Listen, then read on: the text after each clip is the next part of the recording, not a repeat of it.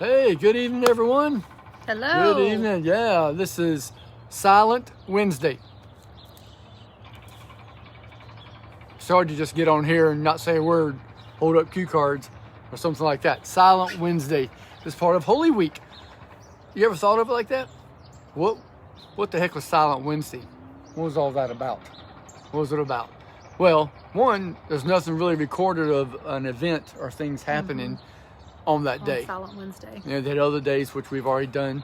There's a couple, 2 or 3 before, but then all come Wednesday, silence. Silence. Nothing was recorded, but there was stuff going on. There was things happening. Things happened.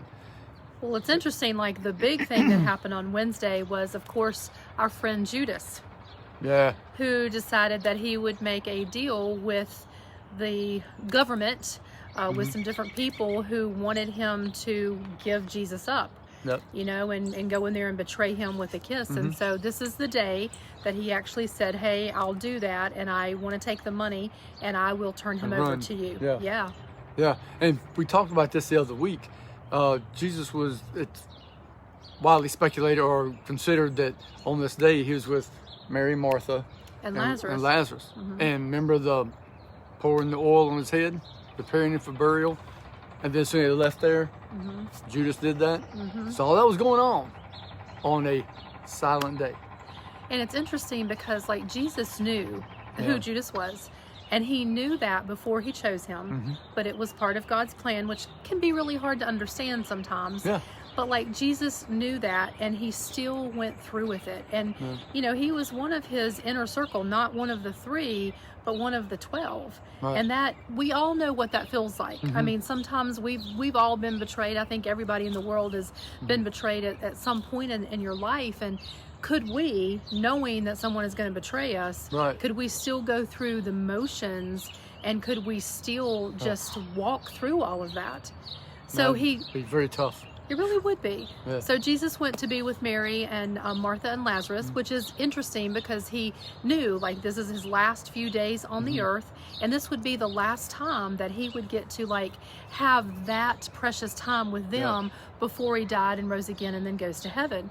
So he chose to be with his friends, and I think that speaks to us in community. Like it's important that we get together, and I know right now it's kind of weird in life, you know, getting together on Zoom and stuff, but that's cool. I'm thankful that we can do it, but we also love just to get together with people, period. So there's just community regardless of if it's in person or online, but Jesus really taught us that community and that friendship is important, and we were made like that. Yeah, and I think, and part of that was this was a time to talk to Daddy. That's right. Talk to Daddy.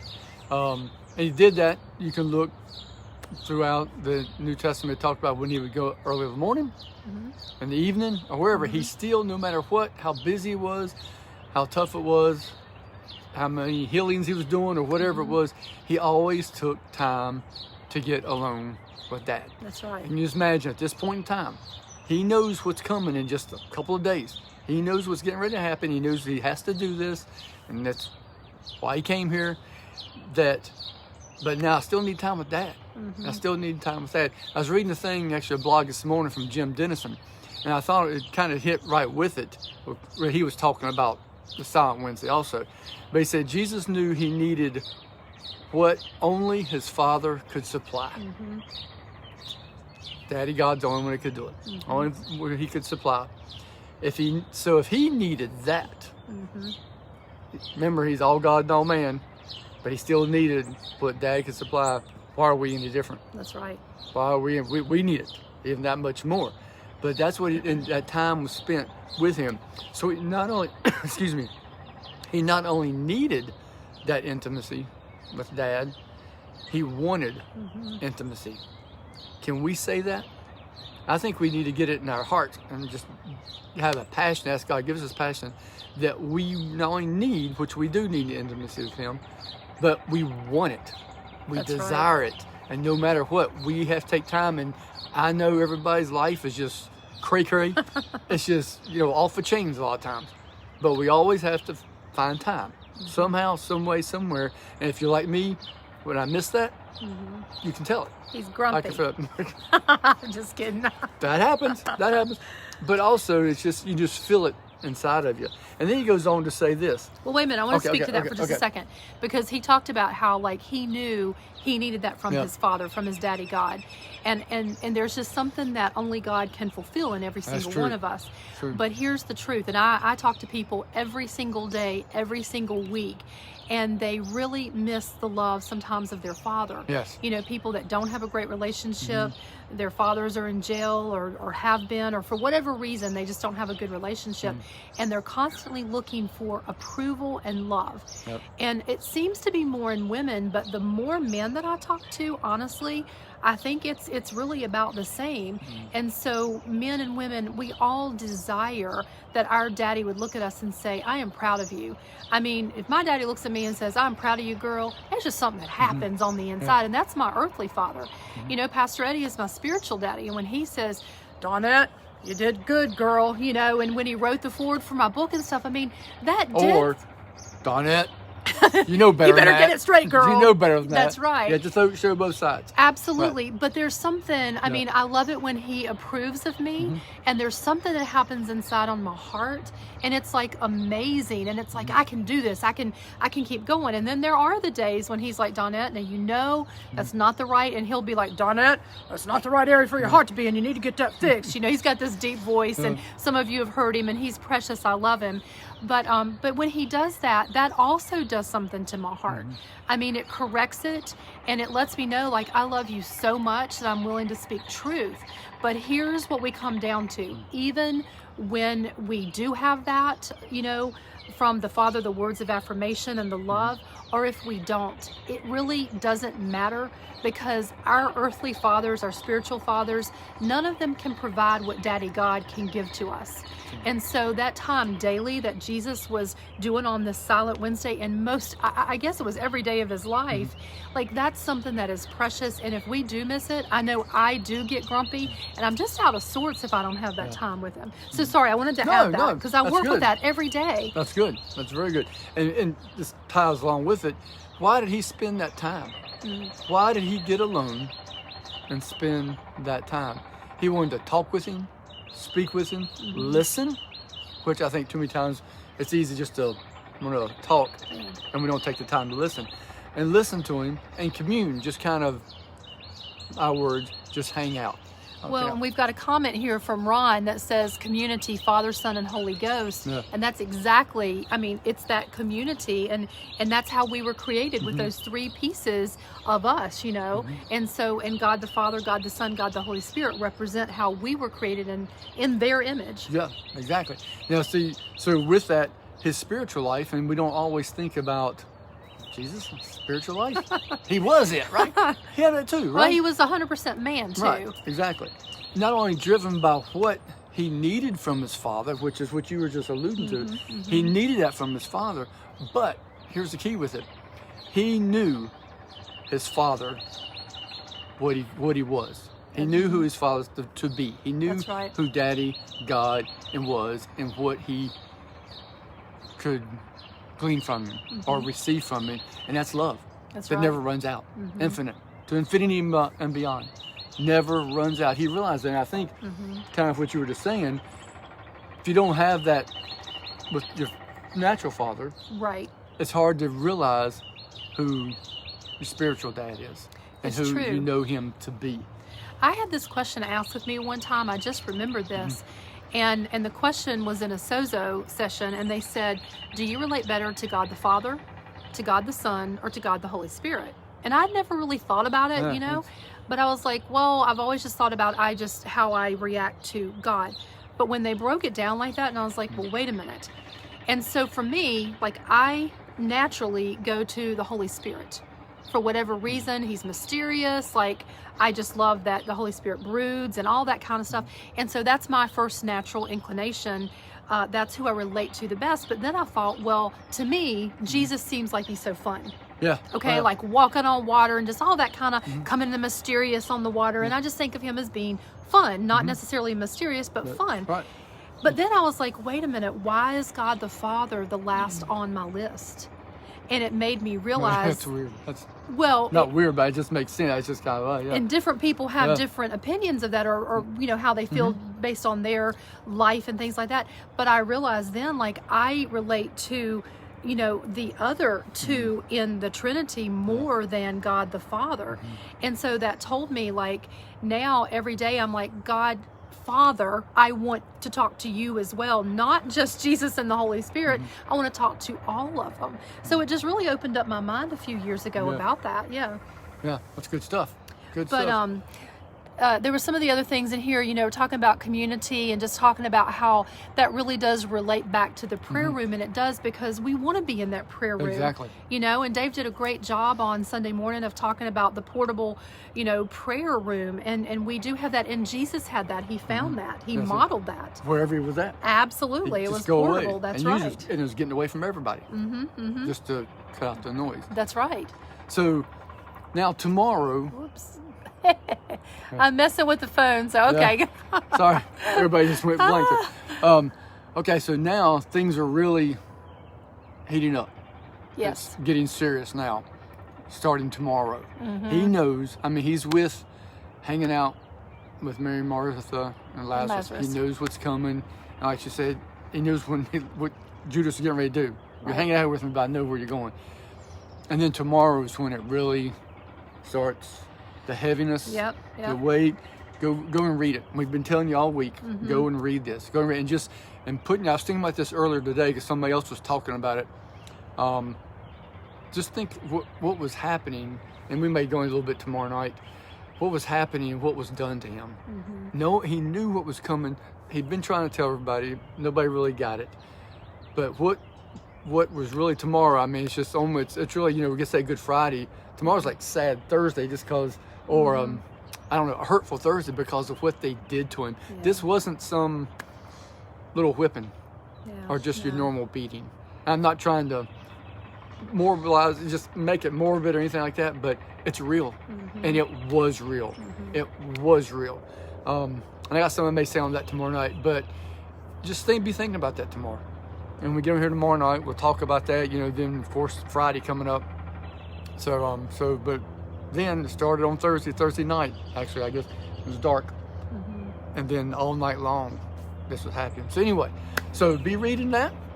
So let's get on here tomorrow night and talk about that. Now, also just another reminder, Friday. Before you do that, I love your comments. And so we see Amanda and Moses and Connie and let's see, Ron and Pastor Dave and Joe and TJ and Trish.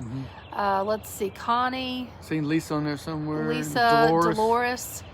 And so if y'all have got, anything else that you want to say about it, like anything that maybe we didn't pick up on or talk about tonight, like anything about Judas or what Jesus was, with Mary, Martha, and Lazarus. And just put it in the chat there. We love those comments. Do you get your silent time?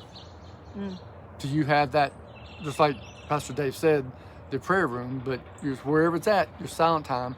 And it's just hard to cut out the noise a lot of times. And the busyness. I call it noise, but there's always stuff going on, but the busyness. And it's hard. It's hard. You just have to make, somehow, we may have to make a time. And it's hard.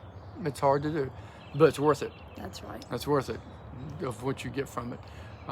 Donna's on there. Hey Donna. So any more comments y'all got? Any more thoughts on that? Let me ask a question. Some of you can answer this. How do you find that silent time? What do you do? Do you just go away to a room? Do you walk around the woods, the yard, neighborhood, drive in your car, taking a shower? But those are real things. But somebody put in here, what's one of the best ways you like just to have that, I'll say silent time because it's a listening time, but just that quiet time.